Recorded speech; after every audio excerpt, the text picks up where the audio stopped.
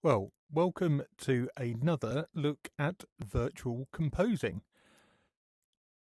What I wanted to show you today is how to connect Logic to the Immersed software that is running on the Meta Quest 3. So as you can see, we are in a space field somewhere, sitting on a satellite-y thing, which is all very good fun. Obviously, you can change where you are. Just to let you know,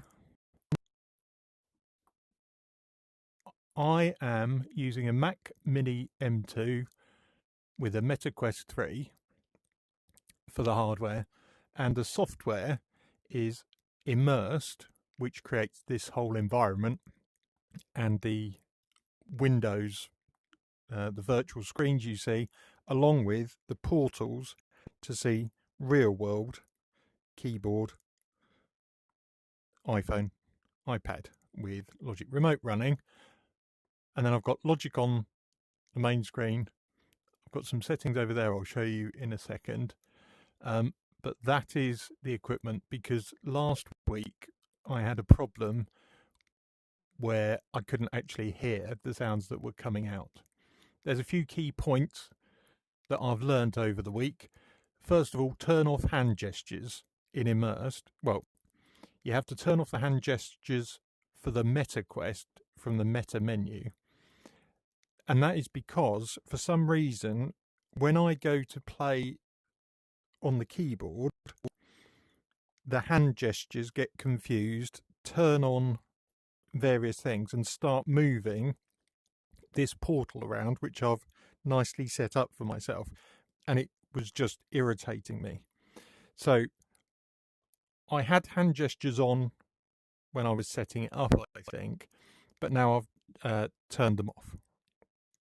Oh, look, there's a virtual keyboard has popped up as well. Secondly, set up these portals so you can see your real world and interact with it. That's relatively easy to do. The hard thing was getting the audio to link through to the Meta Quest. So what I had to do was install Black Hole Audio. You can search that up online, and then add an aggregate device to the sound settings and link the aggregate device to Immersed. So this is what I've done. You can see Black Hole Audio is there, and that is routing multiple sources. And then we've got this aggregate device, and what I've done is activated it for Immersed. So now, if we go to Logic, hopefully you can hear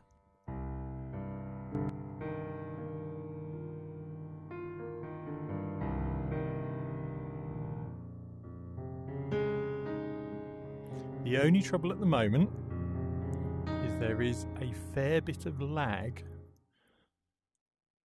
between playing a key and actually hearing it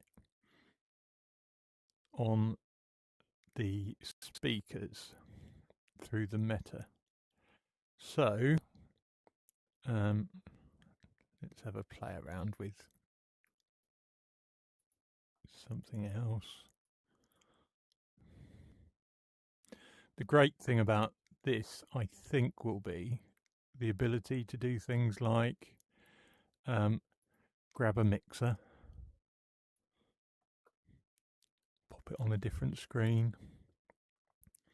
Now, if you've got the hand controllers, you can obviously move these around wherever you like. Do you want it near you, further away? And you can also resize. So you can have a big screen further away, or a big screen really close. That might get a bit confusing.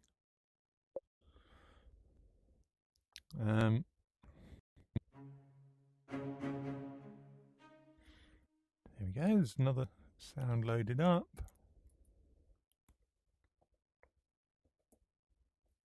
So we should be able to.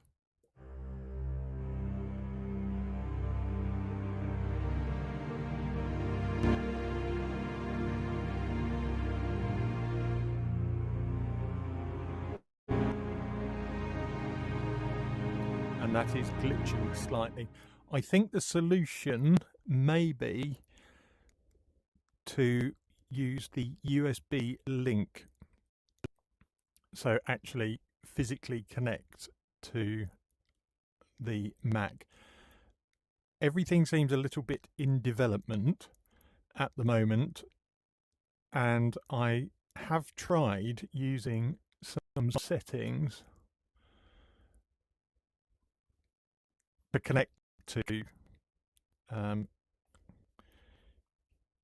connect via USB, but it doesn't seem to quite like it. So hopefully in the coming months there will be some improvements. Can we make that massive?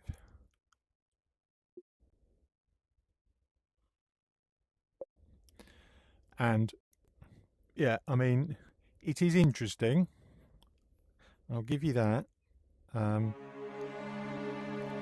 We can sort out the latency. See, that's quite long, isn't it?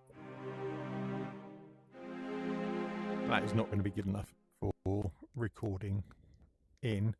In fact, we could even just check that, couldn't we? How accurate is it?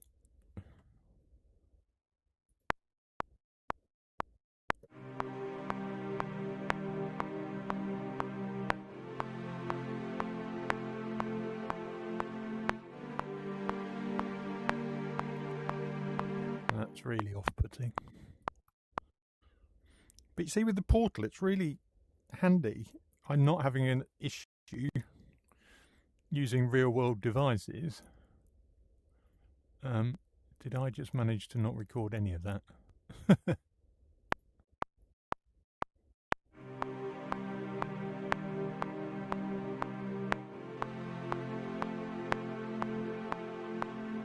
Now I tried to play those on the beat,